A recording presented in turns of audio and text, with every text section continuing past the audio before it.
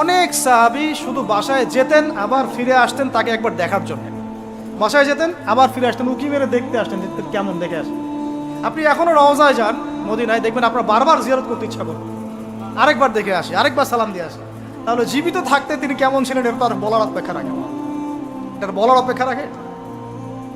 এখনো মনে হয় যে আমরা তাকে পেলে তার পা ধরে চুমু খাইতাম, হাত ধরে চুমু খাইতাম, কপালে চুমু খাইতাম, জড়ায় ধরতাম, ইয়া রাসূলুল্লাহ উম্মার আজকে এই অবস্থা, ইয়া রাসূলুল্লাহ আমাদের আজকে এই অবস্থা।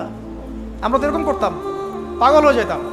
তখন এখন চিন্তা করেন, আমরা যারা দিন নিয়ে এভাবে চলছি, চলাফেরা করছি, আমরা অন্যায় করছি, জুলুম করছি, দুর্নীতি করছি, দিনের ইলম শিখছি না, উম্মার বিভক্তি বাড়াচ্ছি, আমরা কোন মুখ নিয়ে তার সামনে দাঁড়াবো? আমরা কি সত্যি আমাদের মধ্যে অনেস্টি নিয়ে তার সামনে দাঁড়াতে পারবো?